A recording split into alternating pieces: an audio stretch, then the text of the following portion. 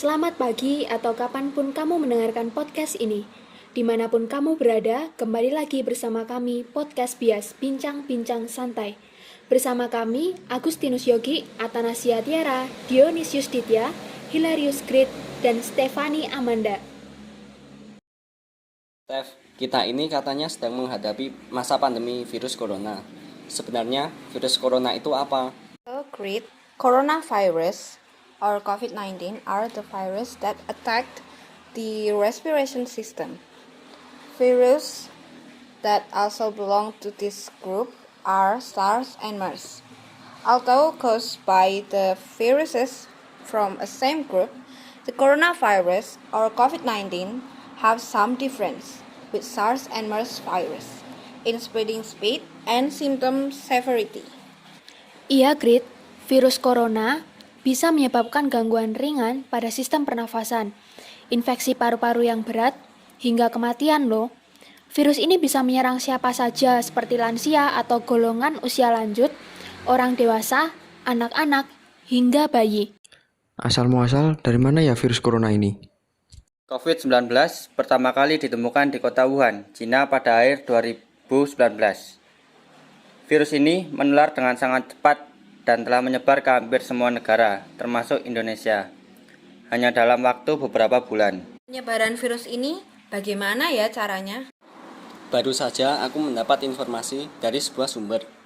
Seseorang dapat tertular COVID-19 melalui berbagai cara, yaitu tidak sengaja menghirup percikan ludah atau droplet yang keluar saat menderita COVID-19, batuk atau bersin.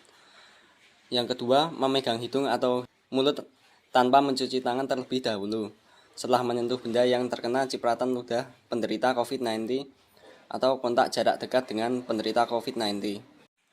Secara umum, ada 3 gejalanya yang bisa menandakan seseorang terinfeksi virus corona, yaitu demam, suhu tubuh di atas 38 derajat Celcius, batuk kering, dan juga sesak napas.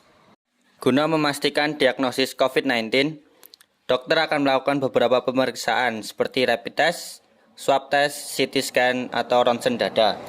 Lalu, untuk mencegah kita terkena virus, kita harus melakukan apa? Terapkan physical distancing, yaitu menjaga jarak minimal 1 meter. Gunakan masker, kurangi kegiatan di luar ruangan, rajin mencuci tangan atau menggunakan hand sanitizer, jangan menyentuh mata, hidung, mulut sebelum mencuci tangan. Makan makanan bergizi dan diimbangi dengan olahraga. Hindari kontak langsung dengan penderita COVID-19 atau terinfeksi COVID-19. Dan jangan lupa selalu menjaga kebersihan barang yang sering kita sentuh, terutama kebersihan rumah.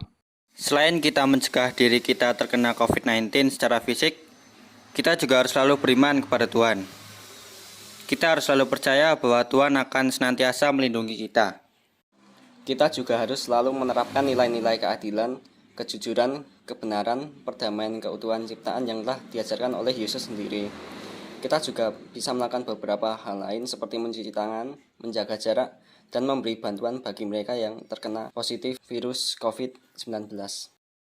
Adanya wabah virus COVID-19 ini menyebabkan adanya prasangka dan ketakutan di masyarakat, sehingga mengakibatkan perubahan sosial yaitu transformative movement atau perubahan masyarakat secara menyeluruh. Perubahan sosial ini memicu di organisasi dan di fungsi sosial, lalu akan memicu efek bola salju atau juga disebut snowball effect pada sektor kehidupan. Dampaknya membuat individu atau kelompok masyarakat mengalami penurunan produktivitas kegiatan ekonominya, mulai dari kegiatan produksi hingga kegiatan konsumtif. Penurunan produktivitas kegiatan ekonomi warga negara akan bertambah pada tingkat pertumbuhan ekonomi negara.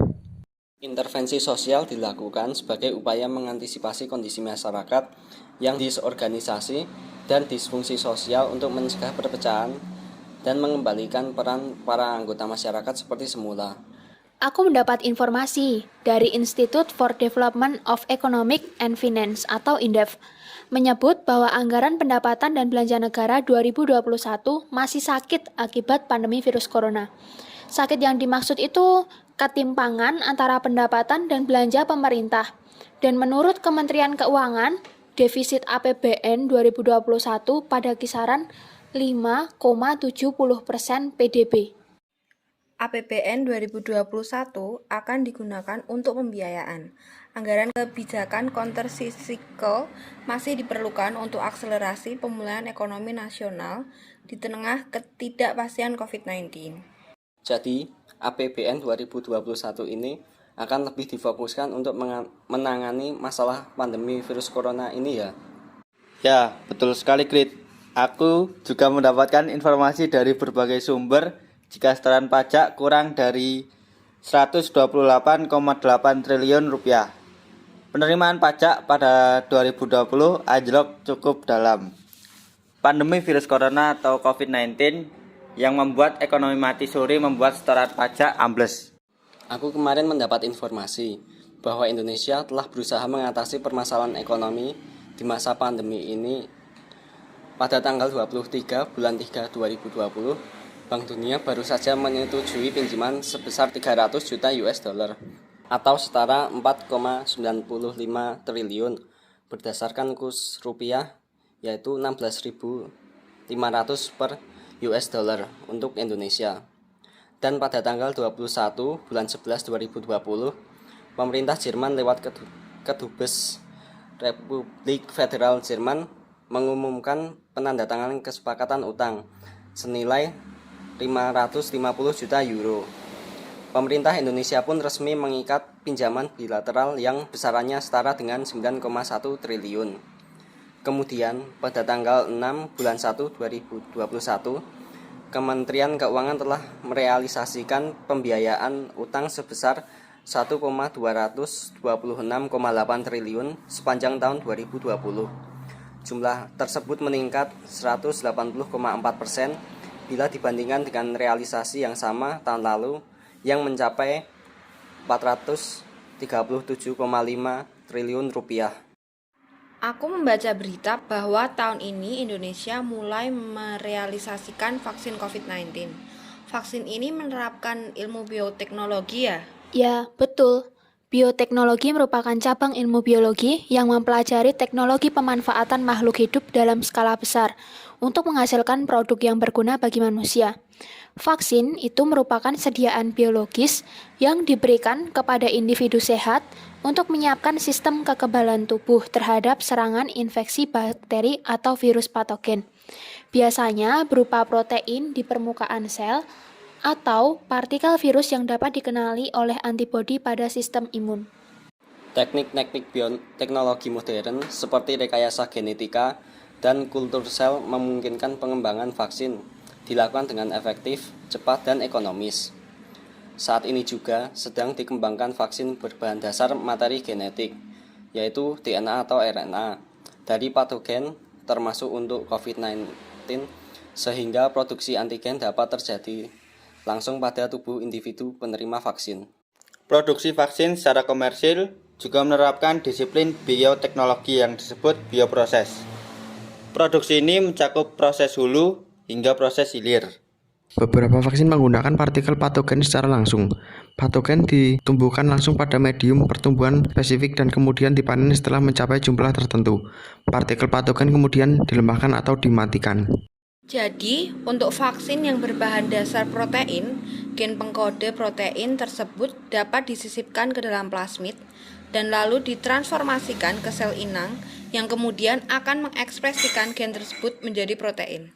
Protein yang dihasilkan kemudian dipanen, dimurnikan, dan diformulasikan menjadi sediaan vaksin. Jadi seperti itu ya prosesnya.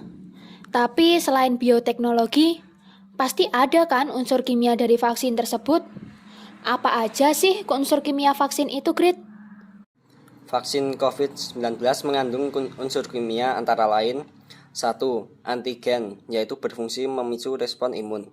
Antigen ini terbuat dari bagian-bagian kecil organisme penyebab penyakit, namun dalam bentuk yang sudah dilemahkan. Yang kedua yaitu pengawet, agar vaksin tidak mudah terkontaminasi begitu wadahnya dibuka. Pengawet yang umum digunakan adalah 2-penoksietanol. Yang ketiga, stabilizer senyawa, yang dipakai untuk mencegah terjadinya reaksi kimia antar komponen dan mencegah vaksin menempel pada wadah. Stabilizer yang biasa dipakai adalah gula, asam amino, dan protein. Yang keempat, surfaktan senyawa yang menjaga bahan-bahan di dalam vaksin agar tercampur dengan baik. Yang kelima, senyawa pengencer air. Yang keenam, senyawa pembantu seperti aluminium fosfat dalam dosis kecil. Tujuannya agar respon imun yang dihasilkan dalam tubuh lebih baik. Lalu, bagaimana cara menyimpan vaksin ini? Vaksin ini hanya perlu disimpan dalam lemari pendingin bersuhu 2-8 derajat Celcius. Vaksin Corona Sinovac bisa bertahan hingga sampai 3 tahun. Tempat penyimpanan pun vaksin tidak boleh terkena paparan sinar matahari secara langsung. Vaksin Corona disimpan dalam rak yang terpisah dengan jenis vaksin lainnya. Vaksin Corona Sinovac tidak boleh diletakkan terlalu dekat dengan bagian evaporator lemari pendingin jika digunakan di dalam maupun di luar. Vaksin Corona memiliki ketahanan hingga 6 jam saat disimpan di dalam kontainer pasif. Vaksin harus dibawa dengan menggunakan vaksin carrier. Pastikan kontainer selalu dalam keadaan bersih dan tidak terkena paparan sinar matahari secara langsung.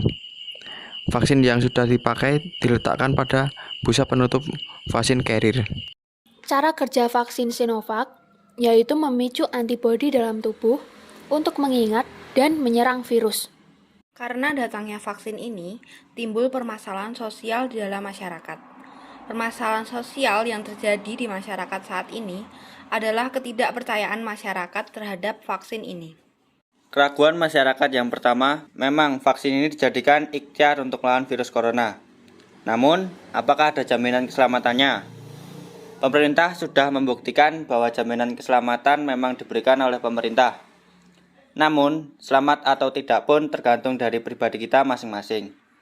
Tetap mau menjaga diri kita dan ikut turut mencegah penyebaran virus corona ini atau tidak. WHO pun ragu vaksin ini menjadi solusi yang sangat tepat. Akan lebih baik lagi, walaupun kita sudah menerima vaksin ini, kita juga wajib menerapkan protokol kesehatan. Keraguan masyarakat yang kedua adalah kekhawatiran efek samping yang akan timbul setelah menerima vaksin COVID-19 ini. Saat penerimaan vaksin ini, pertama kali Presiden RI Joko Widodo menyebutkan bahwa setelah penerimaan vaksin ini, penerima vaksin harus menunggu di tempat vaksin selama 30 menit. Pemberian vaksin pertama pada tanggal 13 Januari 2021 membuktikan bahwa tidak ada efek samping sama sekali, karena penerimaan vaksin setelah menerima tetap dalam keadaan yang sehat. Pada akhirnya, memang perlu kepercayaan antara masyarakat kepada pemerintah. Bahkan, sekarang vaksin sudah digratiskan kepada seluruh masyarakat Indonesia. Kita tidak perlu mengeluarkan uang banyak, kita hanya perlu menunggu dan sabar hingga waktunya kita menerima vaksin.